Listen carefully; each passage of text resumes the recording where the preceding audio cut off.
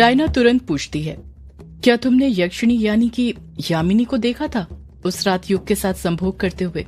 जैसे ही अभिमन्यु डायना का सवाल सुनता है वो एकदम चुप हो जाता है। अभिमन्यु डायना से अपनी नजरें चुराते हुए कहता है, ये कैसा सवाल है डायना?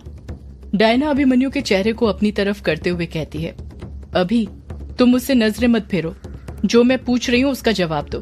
क्या तुमने यक्षिणी को युग के साथ संभोग करते हुए देखा था? अभिमन्यु अभी भी खामोश रहता है, कुछ जवाब नहीं देता है। डायना अभिमन्यु पर दबाव बनाते हुए कहती है, जवाब दो अभी। अभिमन्यु ना में अपना सिर हिलाते हुए कहता है, नहीं देखा था डायना। डायना अगले ही पल कहती है, तो फिर तुम कैसे कह सकते हो कि युग ने यक्षिणी के साथ संभोग किया था? अभिमन्यु पलटकर कहता है, कैसे कह सकते हो, उसे तुम्हारा क्या मतलब है? ये बात खुद युग ने हम सब दोस्तों को बताई थी। डायना हामी भरते हुए कहती है, हाँ ये बात तो बिंदु ने बताई थी मुझे कि युग ने ही तुम्हें उस रात के बारे में बताया था। अभिमन्यु कुछ सोचते हुए डायना से पूछता है, पर तुम ये सब मुझसे क्यों पूछ रही हो? डायना अभिमन्यु के सवाल का जवाब देते हुए कहती है, क्योंकि अभी एक तुम ही हो जो इस बात पर भरोसा करते हो कि युग ने यक्षिणी के साथ संभोग किया था। वरना जब बिंदु ने ये बात मुझे बताई थी तो उसने ये भी बताया था कि कायर, कछुआ और वो खुद युग की इन सब बातों पर यकीन नहीं करती है। अभिमन्यु बड़बड़ाता है, कोई युग की बातों पर यकीन करे या ना करे, पर मैं उस पर यकीन करता हूँ, क्योंकि वो मेरा सच्चा दोस्त है। और सच्चे दोस्त वही होते हैं जो एक दूसरे पर आंखें बंद करके विश्वास करते हैं, और मुझे युग पर पूरा यकीन है। उसने आज तक कभी मुझसे झूठ नहीं बोला, ना ही आगे बोलेगा। डायना चुप खड़ी रहती है, पलटकर कुछ नहीं कहती है। अभिमन्यु झट से कहता है, अब अगर तुम्हारे फालतू सवाल खत्म हो गए हो तो क्या मैं सोने जा सकता हूँ? डायना फिर कुछ जवाब नहीं देती है, बस मुंह बनाने लग जाती है।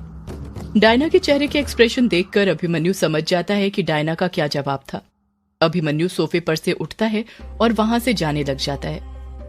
अभिमन्यु के जाते ही डायना मन ही मन बड़बड़ाती है, युग कितना सच्चा है और कितना झूठा ये तो आने वाला वक्त बताएगा। रात के 4 बज रहे थे और ग्रेवयार्ड कोठी के अंदर सन्नाटा छाया हुआ था। अभिमन्यु कमरे के अंदर गहरी नींद में सो रहा था। कमरे के अंदर अंधेरा छाया हुआ था, जिस वजह से कमरे के अंदर ज्यादा कुछ दिखाई नहीं दे रहा था। अभिमन्यु गहरी नींद में सो ही रहा था कि तभी उसकी नींद खुल जाती है। अभिमन्यु उबासी लेते हुए उठने लग जाता है।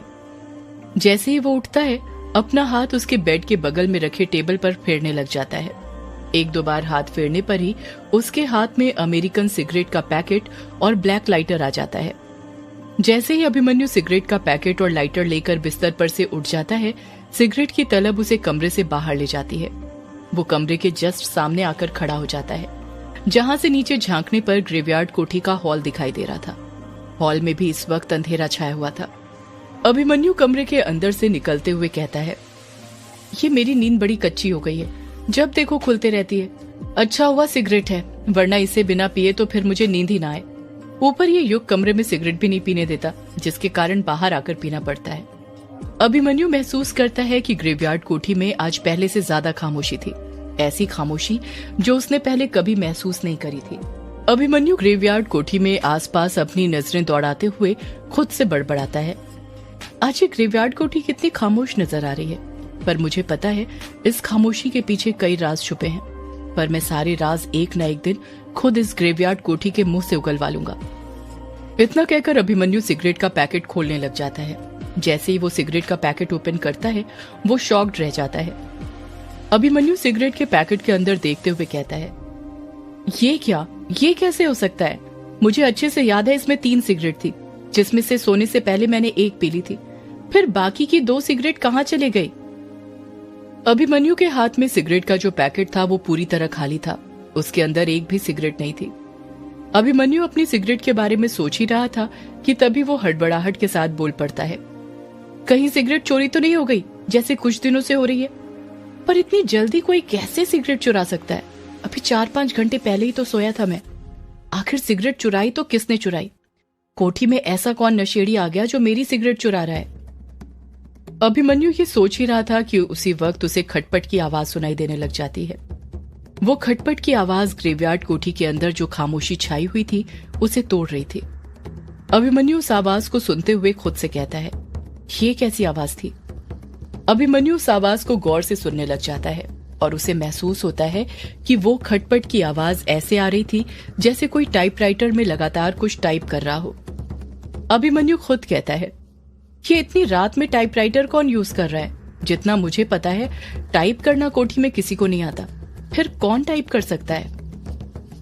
जब अभिमन्यु टाइपराइटर की आवाज को गौर से सुनता है तो देखता है कि टाइपराइटर की आवाज रूम नंबर 666 से आ रही थी। रूम नंबर 666 के आसपास सबसे ज्यादा अंधेरा छाया हुआ था। अभिमन्यु ने रूम नंबर 666 के पास जाने के लिए अभी अपना एक कदम ही आगे बढ़ाया था कि तभी उसके दिमाग में ना जाने क्या आता है। वो अपने कदम पीछे खींच लेता है और उस कमरे की तरफ जाने लगता है जहां पर उसने एकास्त्र बनाने की पोटली रखी हुई थी। अभिमन्यु कुछ ही देर में उस कमरे से बाहर आ जाता है और वापस से रूम नंबर 666 के पास जाने लग जाता है। जैसे जैसे वो रूम नंबर 666 के पास अपने कदम बढ़ा रहा था, उसे उस चीज की स्मेल आने लग जाती है जिसे वो बहुत अच्छी तरह पहचानता था। अभिमन्यु उस स्मेल को सूंघते हुए कहता है, ये तो सिगरेट की धुएं की स्मेल है। इसका मतलब ये है कि जिसने मेरी सिगरेट चोरी की है वो रूम नंबर 666 में है और इस वक्त वो मेरी सिगरेट का लुत्फ उठा रहा है। आज मैं सिगरेट चोर को नहीं छोड़ने वाला। इतना कहकर अभिमन्यु जल्दी जल्दी अपने कदम आगे बढ़ाने लग जाता है।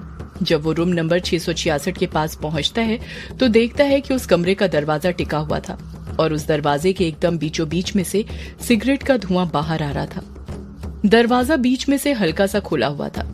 अभिमन्यु उसी जगह में से कमरे के अंदर झांकने लग जाता है।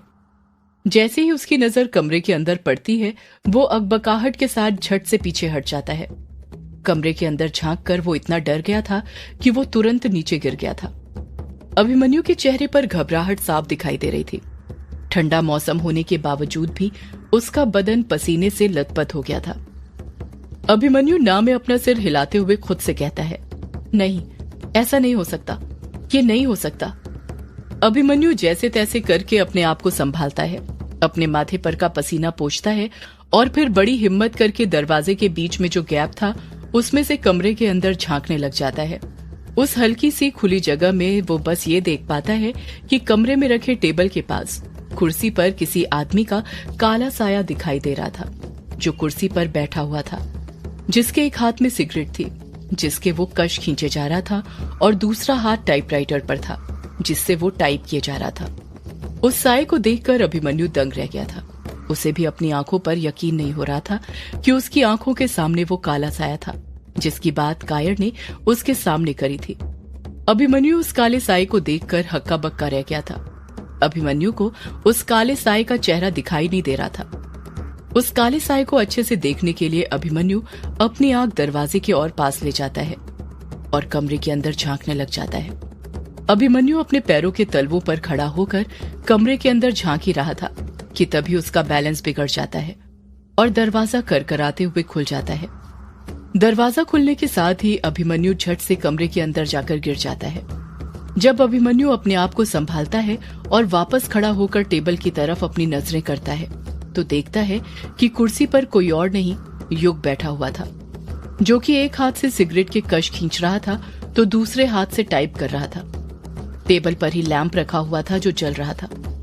अभिमन्यु मन में सोचता है, ये कैसे हो सकता है? ये तो युग है, पर मुझे ऐसा क्यों लगा जैसे कुर्सी पर कोई काला साया बैठा था? अभिमन्यु ने इतना सोचा ही था कि तभी उसकी नजर टेबल लैंप पर पड़ती है जिसकी पीली रोशनी सिर्फ टेबल पर बिखर रही थी। वो देखता है कि कमरे में एक वही जगह थी जहां पर रोशनी थी, वरना कमरा पूरी तरह अंधेरे से लिप्त था। अभिमन्यु लैंप को देखते हुए खुद से कहता है, शायद अंधेरे की वजह से हो, वैसे भी उस जगह से कहां अच्छे से कमरे के अंदर कुछ दिखाई दे रहा था। अभिमन्यु ये देखकर हैरान था कि युग लगातार सिगरेट के कश खींचे जा रहा था और वो ऐसे कश खींच रहा था जैसे वो उसमें एक्सपर्ट हो। अभिमन्यु युग को देखते हुए कहता है, ये युग कब से सिगरेट पीने लग गया? इसे तो सिगरेट के धुएं से भी नफरत थी और अब देखो कैसे कश खींचे जा रहा है। युग एक लंबा सा कश खींचता है, उसके धुएं को अपनी नाक से बाहर निकालता है और उस जलती हुई सिगरेट को एस्ट्रे में रखता है और फिर दोनों हाथों से लगातार टाइप करने लग जाता है। धड़ाधड़ टाइपराइटर पर टाइप होने की आवाज सुनाई देने लग जाती है। अभिमन्यु युग को देखकर शॉक्ड रह गया था।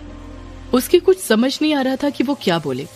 युग टाइप करने में इतना मदहोश था कि उसे तो ये बात भी अभी तक पता नहीं थी कि अभिमन्यु कमरे के अंदर आ चुका था और इस वक्त उसके पीछे खड़ा हुआ है।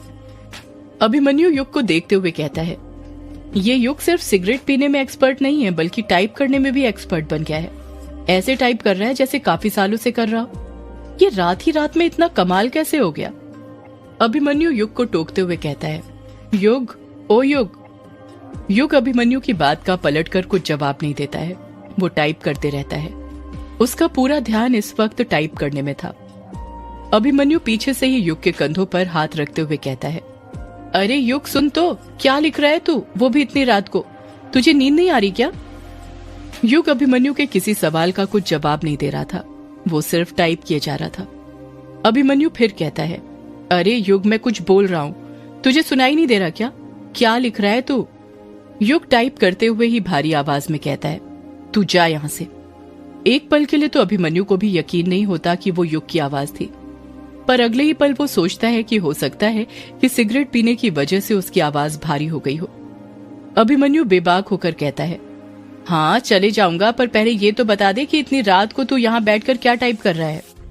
युग कुछ गुस्से के साथ कहता है, मैंने कहा जा यहां से। जब युग अपनी वही बात दोहराता है तो अभिमन्यु वो पढ़ने की कोशिश करने लग जाता है जिसे युग ने इतनी देर में टाइपराइटर पर टाइप किया था। छोटे अक्षर होने के कारण अभिमन्यु को समझ नहीं आ रहा था कि युग ने क्या टाइप किया था, पर वो पूरा पेज भरा हुआ था। अभिमन्यु समझ जाता है कि युग क्या टाइप कर सकता है। अभिमन्यु उन पेजेस पर अपनी नजरें गड़ाते हुए कहता है, तू कोई सी कहानी लिख रहा है क्या? युग अपनी वही बात दोहराते हुए गुस्से के साथ कहता है, तूने सुना नहीं क्या मैंने जो कहा? मैंने कहा तू जा यहां से। अभिमन्यु फिर कहता है, हाँ चले जाऊंगा, पर तू बता तो सही कि तू लिख क्या रहा है? युग अभिमन्यु को गुस्से से भरी निगाहों से घूरते हुए कहता है, मैंने कहा तू जा यहां से। अभिमन्यु ने युग को इतने गुस्से में पहले कभी नहीं देखा था। उसे तो यकीन ही नहीं हो रहा था कि उसके सामने बैठकर जो टाइप कर रहा था वो युग था। अभिमन्यु युग को उकसाते हुए कहता है, अगर मैं यहां से नहीं जाऊं तो? जैसे ही अभिमन्यु ये बात बोलता है, युग की आंखें गुस्से से लाल होने लग जाती हैं। वो टाइप करना बंद कर देता है और गुस्से से अपनी मुट्ठी भींचने लग जाता है। सदियों से है पुरानी ये है यक्षिणी की कहानी। यक्षिणी एक आग है, यक्षिणी तेरा ख्वाब है।